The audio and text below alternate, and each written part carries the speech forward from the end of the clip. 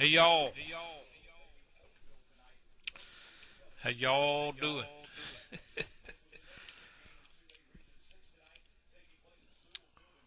Talk a little bit about hell.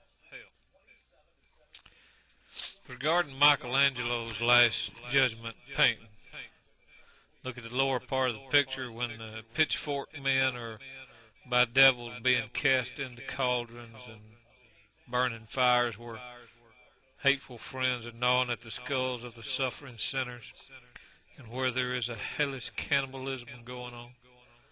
Let a man look at that picture and the scene which it depicts, and he sees what were the ideas which men once had of hell and a divine justice.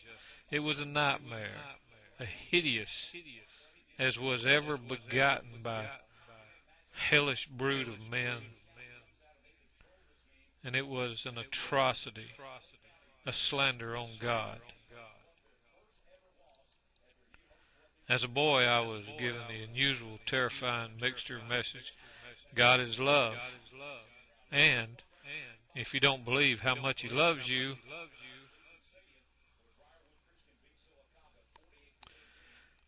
who will say with confidence that any kind of abuse of a child is more permanently damaging to the child than the threatening them with the eternal and unquenchable fires of hell? I read in the Gospels that Jesus forgave the man who nailed Him to the cross.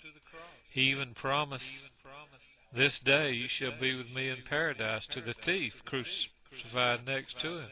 The thief who addressed Him simply as a man. Yet today, people say this same Jesus cannot forgive my kindly old relative over there. And He won't allow her to dwell in paradise simply because her beliefs do not match Reverend so-and-so down there by the railroad track.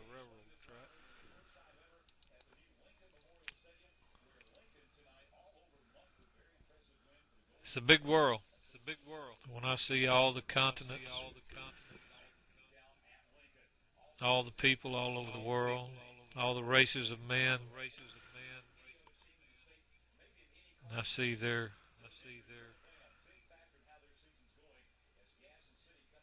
neglect,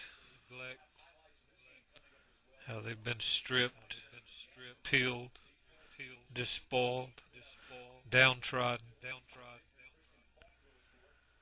If I thought that in addition to all this there was a God that was clothed in thunder and whose business it was to stand at the door where men go out of this life and crush them down into a fiery eternity of hell,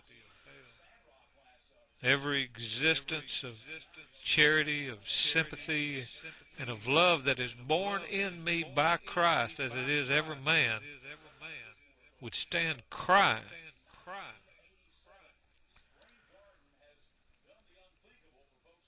It would be the sorrow of the universe that would raise this cry from me.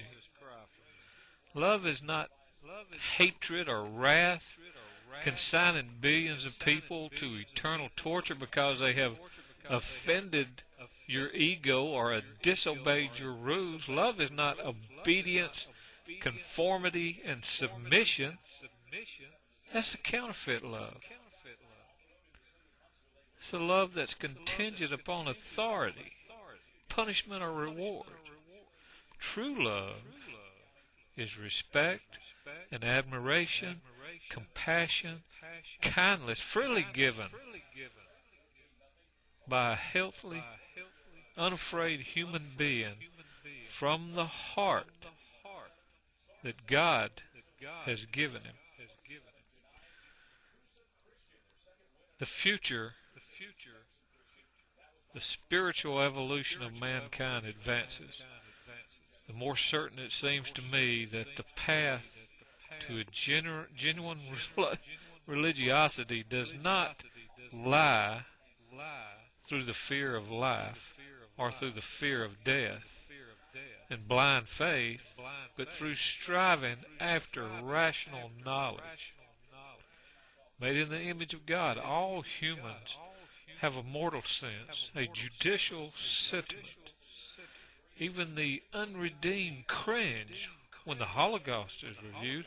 Our mortal intuition rejects the idea that anyone, human or divine, who endlessly inflicts pain on another could be called good. Few people, if they really had the authority, would condemn anyone, even the worst of their enemies, to a burning, scorching torment of eternity. Yet preachers tell us that they expect God to do it.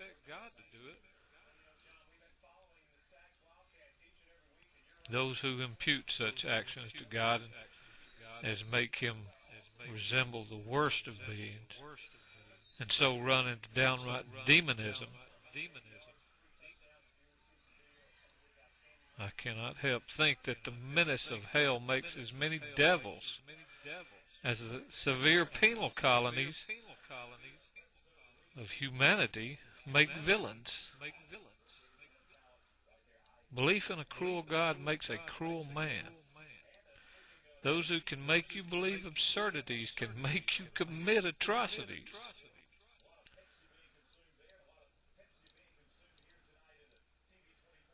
And yet the same deity says to me, resist not evil. Pray for those that despitefully use you. Love your enemies. He's not going to turn around and go against what he just told me and say, but I will eternally damn my enemies. Seems to me that even gods should practice what they preach.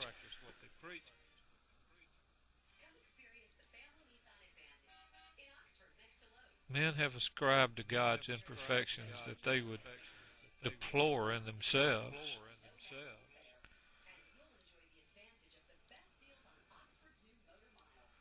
Nothing could add to the horror of hell except the presence of its Creator God.